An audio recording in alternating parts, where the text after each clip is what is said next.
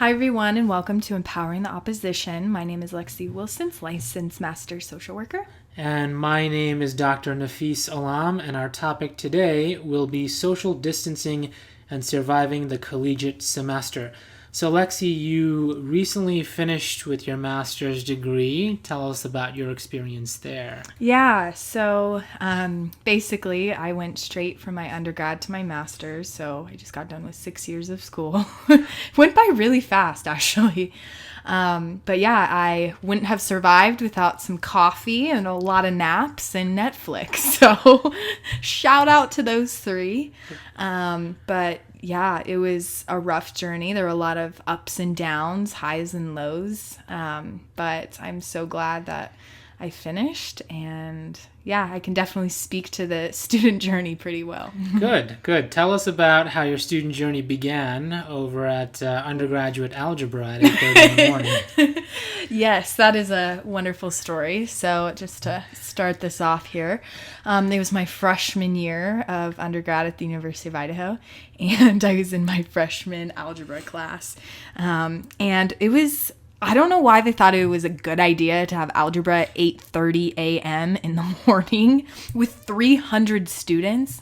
And so I'm like in the middle of this room or whatever, and I fall asleep, obviously. It's 8:30 a.m., like freshman in college. Obviously, I was partying and having fun. And so I fall asleep, and I get called out by the professor there. My sorority sister, like, kind of nudges me. She's like, "Hey, Lexi, like, wake up. The professor's talking to you." And I'm like, "What?" And she looks at me and she's like telling me to wake up or whatever. And well, I didn't really listen. And 15 minutes later, I fell back asleep. Fell back asleep. I fell back asleep. That's one of many embarrassing college stories. But I can't say that I fell asleep in any of my math classes. I did fall asleep in linguistic classes, I think. And sounds tiring. Yeah. But math, I mean, I've had classes where I would get there at 8 o'clock in the morning, and then I was the kind of student that was like, I'd be there and I'd want to talk to the professor early in the morning about new formulas that I was thinking about. And I remember my professor saying, "This is undergraduate algebra." Calm down. Yeah, calm down. And they don't. I think one of my professors told me, "I don't mean to be rude, but they don't pay me enough to talk to you at 8 o'clock in the morning." So I'm like, okay, So very, very different experiences. Yeah, exactly. So, yeah, it was interesting for sure. But I mean, you know, we all have things that we're interested in. Obviously, you're not interested very much in math. I wasn't very interested in the language courses. But, you know, we made it through, and you've got another journey coming with your doctorate. Yep, it's going to happen. 3 more years of this job, and then I'll be applying to some programs. Yeah, and you're already chipping away at publications and doing research, so clearly, you know, already you're a great candidate to get into any doctoral program, and in 3 years, I can't imagine that any doctoral program could, if they wanted to, reject you, so that'll be good. I just love knowledge. Yeah, exactly. Knowing is great. But, you know, unlike the semesters of the past, both from our experiences, you and I, Lexi, the listeners that we have, hopefully some of whom are our students. Shout out to family, but also. they're dealing with something very unique this semester, specifically in that they're either new students or returning students to an environment that is very different from what it was back in, you know, last year, fall of 2019, right? So now with COVID and social distancing, and, you know, the college environment is, you know, you'd think that education is the primary focus of collegiate education, when in reality it's a place where you do hopefully learn some things, but really what you do is you come out of there with lifelong friends, maybe a best friend. Many people meet their eventual husbands and wives in college. It's as much a social experience as it is an academic experience. Now, with social distancing, the social experience now it's a little more interesting. Oh, yeah. And, you know, interesting is a good way to put it. I would say that for some students, unfortunately, it's absent. You know, think about the fact that, you know, many of the students that, you know, across the country, have traveled, many miles, maybe even internationally, to go to the universities that they're going to for the purpose of making new friends, starting a new life or reinventing themselves. And now, because of social distancing, they're not able to do any of that because they have to social distance. Mm-hmm. So, everything that they intended to do from a social standpoint in colleges and universities, they're not able to do, which is a detriment to the overall collegiate experience. Yeah, there's just so many new barriers and such a new time in society right now. I mean, I really feel for a lot of the incoming students and even students right now who are just continuing their, academic journey.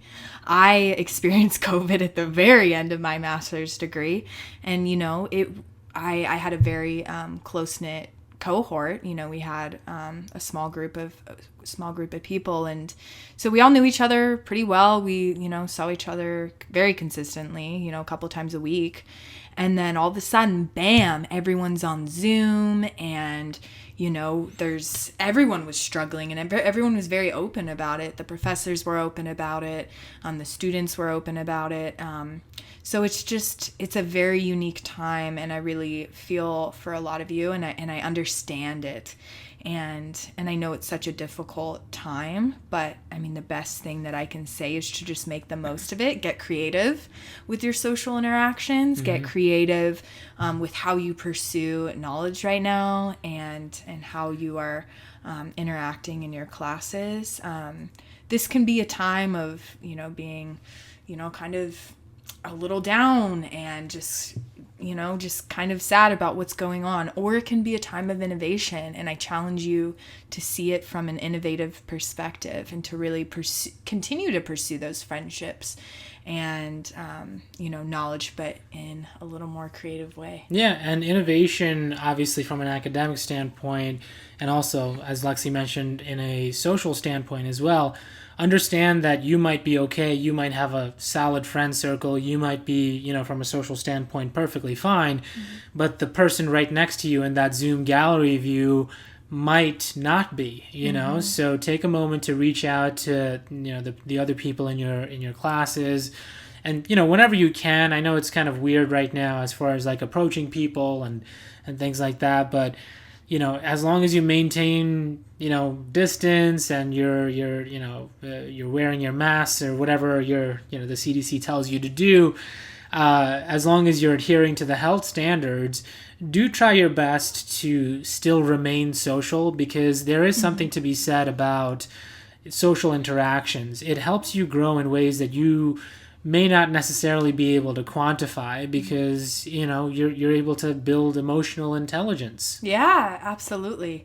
I think I don't know about Univis, but I feel like during some of my years in college, I feel like some of the most impactful times were actually times I wasn't necessarily in class. It was times that maybe I was sent to a conference, or I was just hanging out with some of my friends, having these deeper discussions, talking about different topics from class, debating, about religion and politics, or talking about, international relations and nonprofit organizations. It was those times out of class that sometimes were actually some of the most thought-provoking and life-changing. Yeah, absolutely. I think, it's in the collegiate environment, I think it's always important to understand that this is a transactional relationship still. Mm-hmm. When it comes to what you're doing and what we're doing from the professor's side, you are paying a tuition, or you're on a great scholarship where you don't have to pay tuition. And we, on the academic delivery side, are the ones providing the service, which eventually turns into the product of the college degree. Now, what does this mean? It means that from a capitalist standpoint, it's important for you to feel like you are getting what you are paying for. You are not paying for indoctrination, you are paying for an education. What does that mean? It means that whatever values you have coming in, and however way you grow and change and learn and learn more about yourself and the world over the course of your time in colleges and universities, it should be your genuine journey and not a template journey from one of your professors or anyone in authority. Mm-hmm. I think I've spoken about this quite a lot in class, on YouTube, and there was a commencement speech at Yeshiva University where I even talked about this. It's the diversity of thought, the freedom of thought, that has to be embraced, and you are not a good student because you agree with your professors. In fact, it's quite the opposite. A good student knows how to use critical thinking, and whatever they read, whatever they watch, whatever they listen to, they don't consume that with the purpose of agreeing with it. Rather, they consume it with the purpose of arguing against it. That's what critical thinking is. Critique. Critical thinking means that whatever you consume, you don't believe it, which sounds a little harsh, obviously, but that's what critical thinking is. And that's what we expect from you. At least, I would like to think of myself as a good professor. But what is good after all, right? This is empowering the opposition. So good might be evil and evil might be good. So being the evil professor that I am, I expect my students to challenge any and all positions that I hold, and any position or views and values that I have. Mm-hmm. I expect my students to challenge me on that and say, well, I don't necessarily agree with that, and these are the reasons why. Mm-hmm. And one of the reasons why I prefer that my students, take this approach is because, regardless of how many letters come before my name or after my name, regardless of my achievements, regardless of any of your professors' achievements, we're all human beings at the end of the day. Mm-hmm. And, there are plenty of things where I'm wrong and you're right, and you don't need a degree for that. It's important to understand that a formal education does not denote actually being educated. Mm-hmm. And something that I would highly recommend too, throughout your academic journey, I think it's so important to be able to not be emotionally attached to any opinion you have. And that's something that I will always be very transparent about. I have difficulty with that. But question why you know everything that you know. Do you know what you know because your parents told you that's how things are and that's exactly what you should be thinking? Do you know what you know because the media channel that you choose to watch is telling you what you should know? Do you know what you know because, religious figures in your life are the ones telling you what you should know? I think there is a time in life where we have to really critically think and examine those things. It doesn't mean you hold on to them forever or that you push them away forever. It just means you examine them. You think about them. You think about what you really are and who you are outside of the influences that you have in your life. And you're able to make these decisions for yourself and for yourself alone. And that, any opinion that you hold is not, should not be, cast, there shouldn't be aspersions cast on you because you hold a different opinion. I also just hold the freedom of being able to change your mind. You don't have to hold on to an opinion or a viewpoint that you've had and just keep it because that's just all you know, right? Hold on to things lightly because as we gather new information in life, that should be the opportunity to be able to be like, okay, I have a little more information on this topic now. I can analyze these things. I can weigh back and forth, and I can decide for myself, oh, okay, maybe I think differently about this topic. Flip-flopping gets a bad rap, but it's not necessarily a bad thing because you may be flip-flopping based on new information coming out. Exactly. How sad would it be that whatever values and whatever knowledge you were born with, that's what you die with as well? Mm-hmm. Hopefully you learn enough to change in a good way that jives with your personal values and ethics and stuff like that. And hopefully you don't grow in a way that you don't intend to. You don't become someone that you'd never intended to become, mm-hmm. and you're not indoctrinated. You should be educated and not indoctrinated. Mm-hmm. Exactly. And this is such a great time to be able to challenge all of your preconceived notions and to examine things as if this is the first time you have ever thought about some of some of these topics. And so, yeah, I would encourage you to just keep an open mind when it comes to different discussions that you'll have throughout this journey. Especially now, I think, it's very important that, you realize that education is obviously very important, but it is not the most important thing in your life. And COVID reminds us of that. It's like a Pandora's box. So many bad things, but there are tidbits of good. And this is one of the good things, is that it helps you prioritize education. We know education is important. We wouldn't be doing this if we didn't think education was important, obviously. But it's not more important than the health and happiness of you and your loved ones. So that includes your friends, your family. But don't forget about yourself either. Don't stretch yourself so thin that you've got nothing left to give yourself. Yeah. So spend some time on your own health, your own happiness. And then, education is there, obviously, because eventually the goal of education, at least collegiate education, is for you to graduate with a degree that will help you get paid and find a career where you can excel so that you can enjoy your career, what you do, but also enjoy your vacations, enjoy your time off, and enjoy life. You work to live, you don't live to work. And college is what, has the intention of doing exactly that.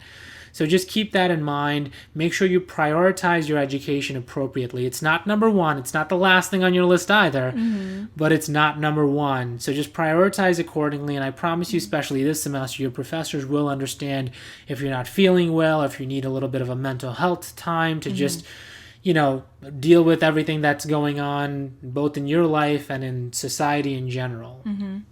I'm really curious, and I think this will be an interesting time to talk about some of Nafis's and I experiences just in college. But I guess where do you think there were some areas during your journey through academia that maybe things that you would change about maybe how you interacted with academia or anything really about that experience? Sure. So one of the first papers that I wrote during my master's education was on wealth distribution. And I don't want to get overly political and, just, 2 podcasts in, but let's just say that it didn't jive with the social professor that I submitted that paper to. And her response to my paper was that, grammar's fine, APA style, fine. I think it was APA 5 at the time, so that's how old I am. So, it was all good in that sense, but her comments were that this is not the right position to have on this particular topic. Now, this was a position paper, and she graded me poorly based on the position that I have on a position paper.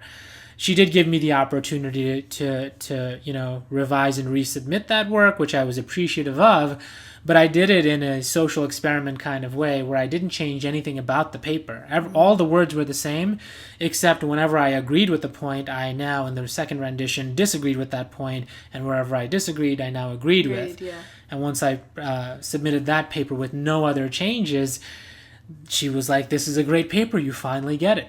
So throughout my master's education, I, people know this already, this is pretty public information. I essentially wrote whatever paper that I was going to write, and then I just fell asleep, woke up the next day, and then just switched all of my positions, 4.0 GPA. So your original question was, what would I change? I would change my personal educational experience, but really, would I change that? Because if I could change that, I wouldn't have been inspired to become a professor myself to undo what's been going on with education in recent history, in that positions are graded, opinions are graded. No, that's not how that works.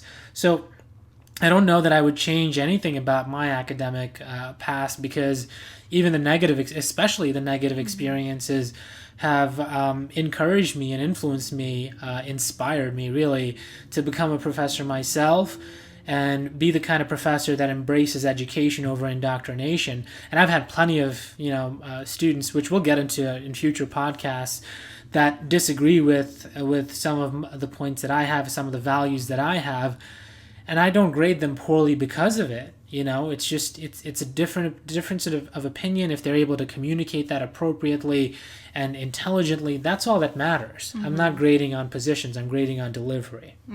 Yeah, I think that's a really, really good example of just kind of how that experience shaped you into who you are today. Yeah, what about you?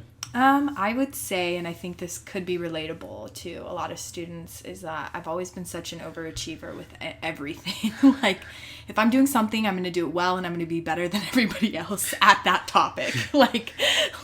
And that sounds really, like, bad, but I just have a very competitive mindset. And, most of the time it's, like, with myself, right? But I think that's one of my flaws is, like, I want to just compete, and that's how I just get better at things.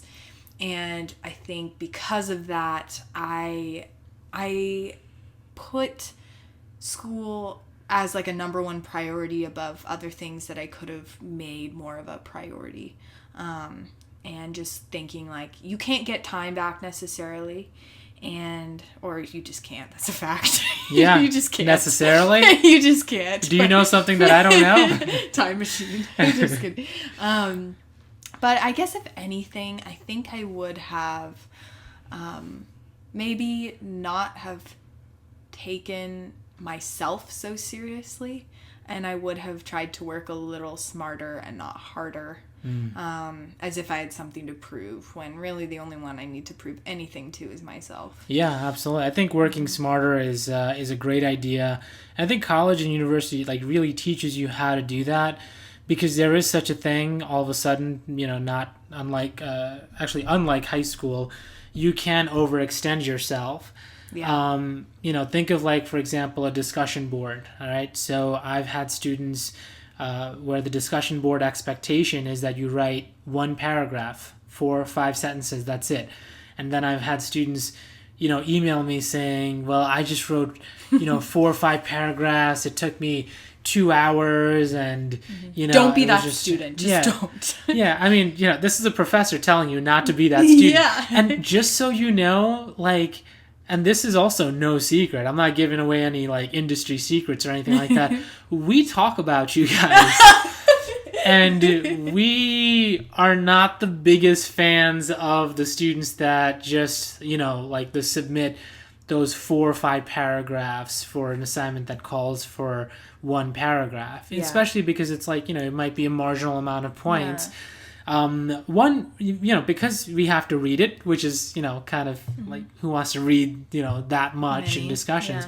But even more importantly, this is where it's not a joke, is that you're not following directions. Yes, exactly. Right? So if the directions call for, X number of sentences or X number of pages, and you go beyond that, then you're not following the directions. And who's to say that in the future when you have a career, and let's say you need to create a report that will be reviewed by a judge, and that judge is only going to read the first 2 pages of your 4-page report, yet you've included important information on pages 3 and 4, that information is not going to get read. And we're also in an environment right now where it's not just about being precise, it's also about being concise. So you want to be able to write and you want to be able to speak with density.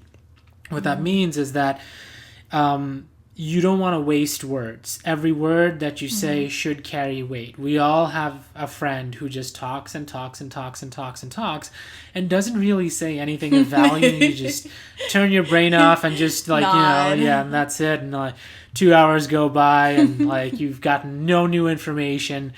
And then you have another friend who just sits in the corner maybe sometimes, just real quiet, but when they speak, it's something profound. Exactly. Yeah. Jinx, right? Yeah. So it's something profound, and you really want to take that particular lead. Write your papers and your discussions and everything that you do. Write with density. It's not about the word count, it's about the word value.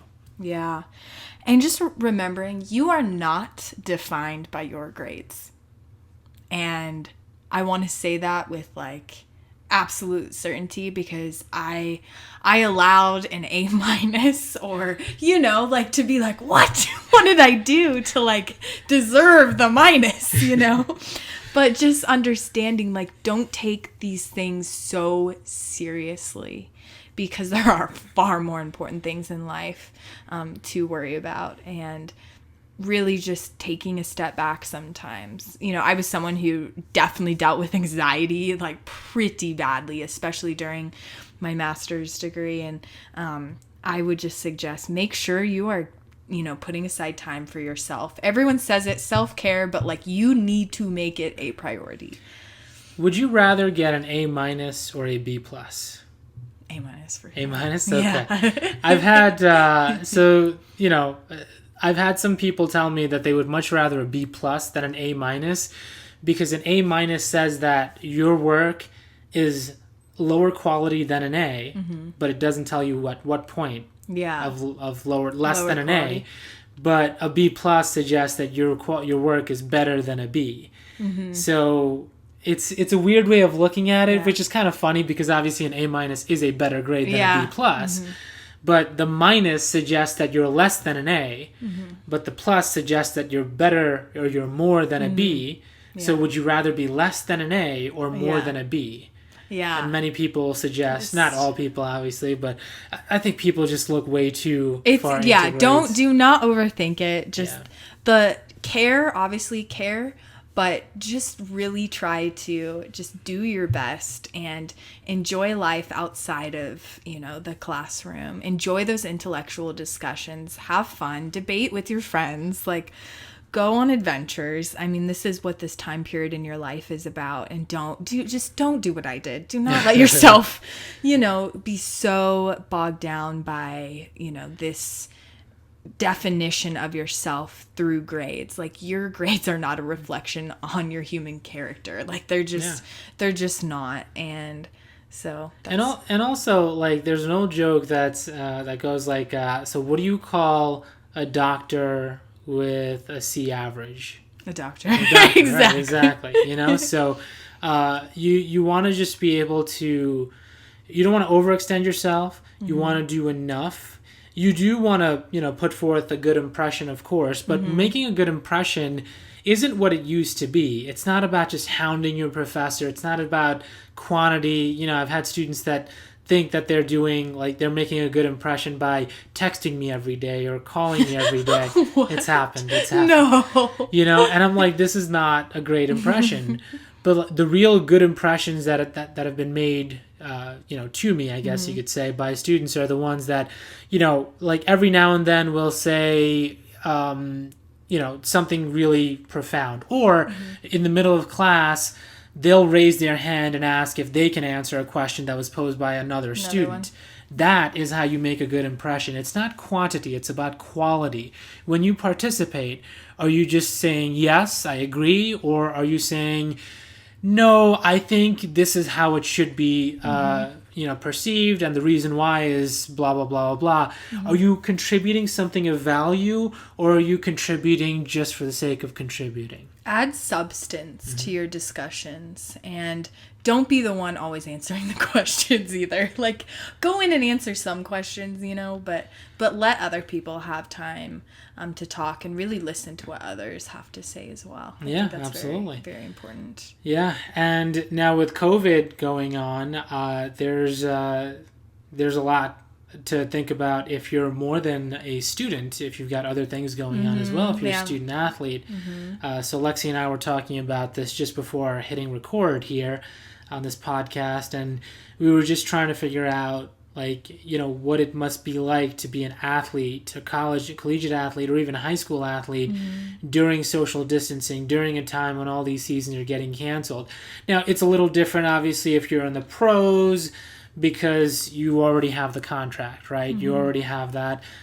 Semi-pro, obviously, it might be a little bit different because you're still working your way, you know, up the ranks. And especially at semi-pro, if you're an athlete, you already know that every year is the equivalent to 4 years in real life. So if you're 25 years old, you might as well be 100 years old.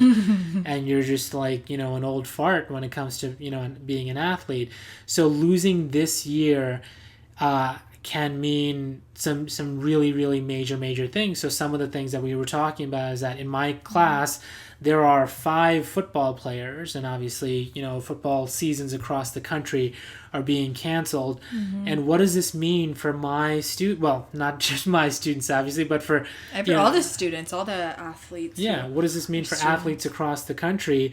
And what it could mean, Lexi and I were discussing, was that there's no option right now for a COVID red shirt. There is such a thing as a medical red shirt, but that's not the same as a COVID red shirt. There is, of course, the regular red shirt where you'd lose the season of playing. But Lexi, well, you mentioned you wanna chime in. And yeah. I mean, I was just curious because I was familiar with the term, red shirt, and what that would be like if, like, let's say, a freshman who was wanting to play, wanted to redshirt. And it's been a minute. And I personally, I didn't play college athletics like I wanted to. I wanted to do soccer, but that's a whole nother story. Blew out some knees and, didn't go that way. But yeah, we were curious about that the impact of COVID and what it could mean, redshirting, and just really just the social impact too as a student. So we were talking about how redshirting, the way that it is right now, means that you'd spend a year not playing, but just learning from your coaches and your older players that have more veteran players. Now, with a COVID redshirt, if that were to be introduced, it would mean that you would have an entire graduating class still eligible to play on that particular team, which means incoming freshmen are now competing with an entire class of student athletes who they wouldn't have had to be competing against for starting positions prior to COVID. So it starts a whole other new issue going on there. Exactly. Because you get 4 or 5 years of eligibility? 4. Yeah. 4. So 4 years of eligibility. And then if you redshirt, then you're basically, well, both of them are kind of competing with each other. So you have like a freshman and a sophomore class who are competing for spots right there. Yeah, exactly. And then, so causing a whole new other... Yeah, and then if the seniors don't graduate, right, and they get the COVID red shirt, then all those seniors are coming back and they're not going to give up their jobs, which means the freshmen coming in aren't going to They don't have a chance. No, they have no shot. Because especially at the collegiate level, the difference between what a freshman looks like, puny, versus what a senior looks like, just brolic. If you're talking football anyway, like these kids come in looking like children and they leave looking like not even men. They look like monsters. Some of these kids, yeah. Like several of the college football players that are in my classes, they are big men, and their faces are young. So if I saw their faces, you'd be like, wow, these are kids, but they're just, it's just genetics and preparation and all the work that goes into it. So more power to them. But all the work that they've put in, I feel for them. I mean, the semester just started, so we haven't really had a chance to have this conversation. But I'm looking at their faces and I understand what they must be going through because they wanted to put forth a good impression. Like some of these kids have NFL aspirations. We're not talking about just college. A lot of Boise State players move on to the NFL and win Defensive Players of the Year and so on and so forth. So they do really well. And this is a detriment to their future potential. So I can understand what they're going through, and hopefully I look forward to having these conversations with those players at some point in the semester, without, of course, alienating my other students, of course, because it's not just about the football players. But, it is something to think about. Now, from a high school standpoint, what about the high school seniors who were gearing up to showcase their talents for college scholarships? Now they can't even play. No, they can't play, and they have to graduate in And June. if they don't have any video documenting, their abilities and what they can do and showcase that, they're not able to showcase them at tournaments or even play during their season. Yeah. What are they going to do? I feel for that. And I loved soccer. I played, all throughout up to my senior year of high school. And it was such a passion, and it was a huge part of my identity, a huge part at that time in my life. And I cannot even imagine working that many years for a goal, to go on and play college athletics and have to overcome all these boundaries like that. That's a lot to ask an 18 or 19-year-old, All the while keeping a good GPA Yeah. and making sure that you have a plan B ready to go, because for most people, sports Yeah. does not work out, so you do have to have that contingency. And being happy too. Like, Yeah. just It's not I mean, look, let's not get it twisted. These are first world problems. College athletes are, celebrated. So they Yeah. are in a good position. If you're most of the time you'd rather be a college athlete than not to be a college athlete. So let's not pretend like that they're just, suffering or anything like that. But what they've achieved, they are working their butts off to continue to achieve, because they don't just give away scholarships for free. And the work that they have to put in, the expectations around those scholarships, the time at the gym, the time away from family, the time away from friends, the time away from girlfriends and boyfriends. It's, it can be taxing. And for some, I've seen some players step away from the game because it cut too much into their personal lives, which is perfectly understandable. Yeah. But for some, this is the only shot that they have of going to college. Some students cannot afford to go to college if not for that athletic scholarship. Yeah, exactly.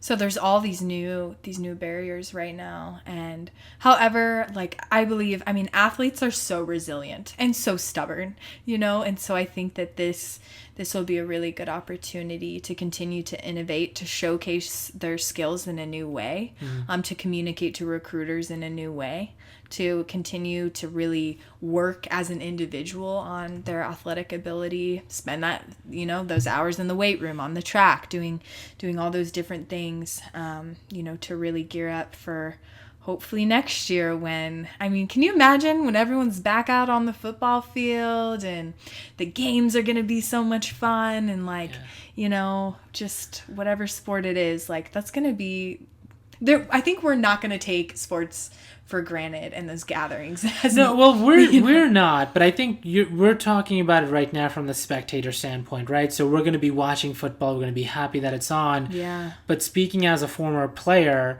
I don't want to sound like, I think it's men have emotions too. I think it's fair to say, right? So yes, absolutely. I did not want some of the guys that would hang around. I would hope that they would not be playing tight end. They look like tight ends, but they were really linebackers. Yeah. So the first time I was meeting my teammates, I remember thinking to myself, wow, I really hope he doesn't say he's a tight end. Oh. He's an outside linebacker. Oh, thank goodness. Because I know, you get scared. Absolutely. Yeah, absolutely. And then I'm looking at the other tight ends in that particular wide receiver and tight ends room, and I'm looking around. Wide receivers you can pick out because they're pretty skinny. Compared to tight ends, but I would look around the bigger guys and size them up. Okay, I'm faster than him. I'm taller than him, and it's natural to feel that way in those rooms. Absolutely. Now, with COVID, those rooms are going to be either 2 or 3-fold larger, or maybe even those cohorts of eligible players. Exactly. So there's going to be more players in those collegiate rooms, and now you're looking around. When myself, I think I was only competing with 4 other tight ends on the New York Predators.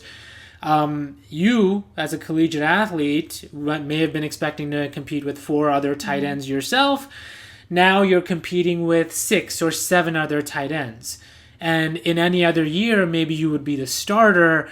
But now, because those seniors got to stay for an extra year, you're not starting. And it's just it messes everything up in that sense. So this is where empowering the opposition comes into play, because there are 2 sides to this story. Yeah. One, do you have a COVID redshirt option so that the seniors who would have been graduating get one last opportunity to showcase their talents, with the price being that freshmen, sophomores, underclassmen of any sort, taking a backseat for another year, a year when they thought they would be that particular, the starters in that position?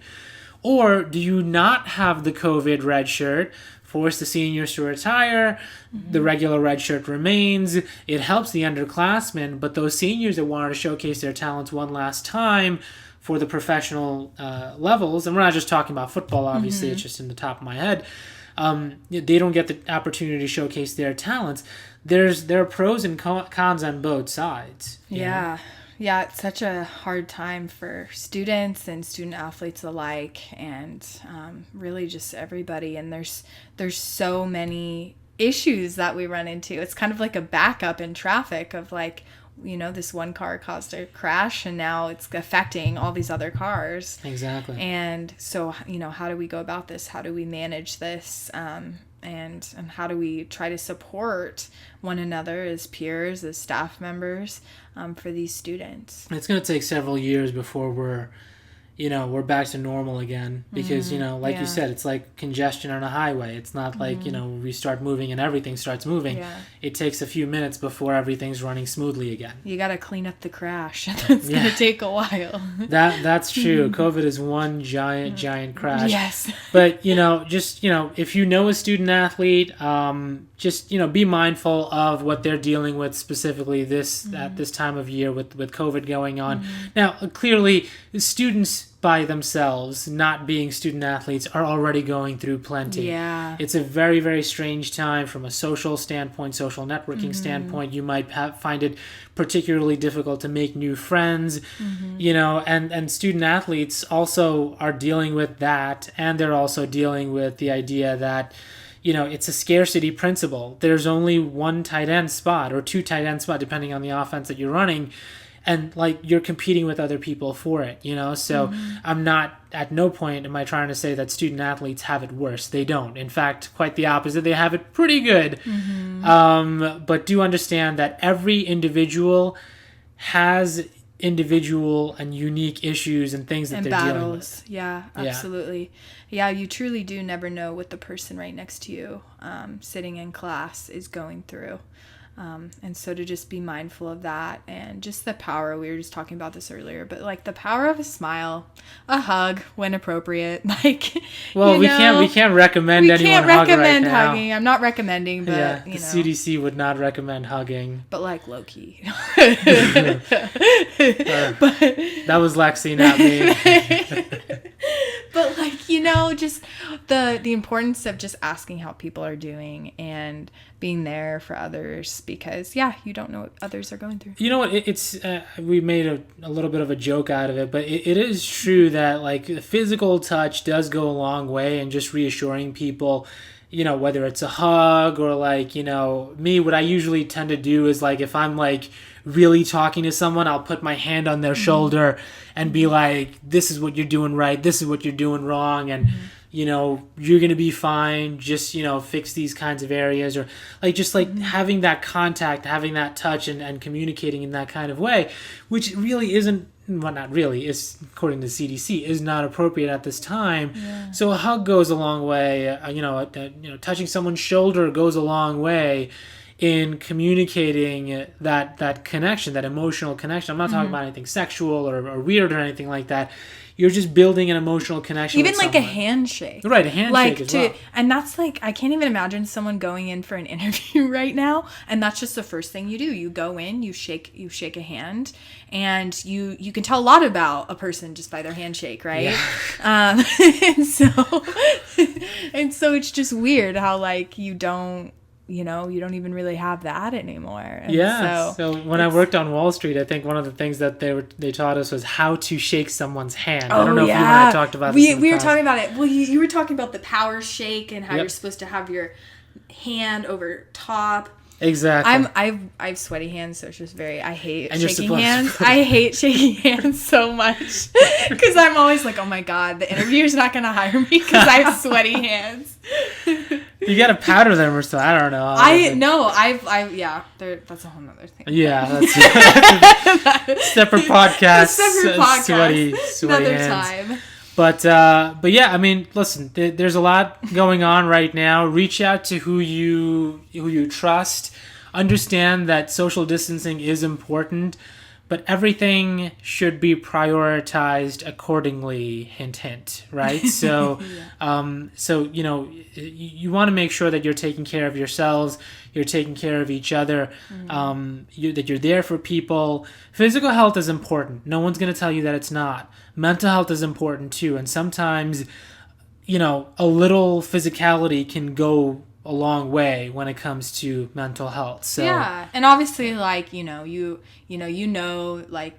friends who have, most of the time you're like social distancing with people that you care about and know, and yeah, it's just it's a different time, but it's a time that we will all get through together and unite, and we just have to be strong together and not let this time to divide us, but rather bring us together. And just stay safe and stay healthy out there. Lexi, you had some advice that you wanted to talk to us about? But... Yeah, I thought this would be a really interesting thing to add in here. So when I was about to go to college for my freshman year, my cousin had told me, like, she's like, if I have one piece of advice, it's like, just be a yes person. Like, say yes to things you wouldn't normally do. Just like get outside of your comfort zone, and yeah, just be a yes person. And I really did. I'm pretty good at like listening and like taking things in and just doing them. And so I did. And like, I got out of my comfort zone a lot my freshman year and really all throughout my undergrad. And that was some of the best pieces of advice I ever could have imagined. Like, with that advice, I joined a sorority. Never thought I would be in a sorority my entire life, but there, here I am. I'm an alumni. And that piece of advice, I was able to travel to Togo, Ecuador, South Africa, Nicaragua, doing service trips, like studying abroad, like all these different things that I never thought I would have the opportunity to do or the funds to do, to be honest.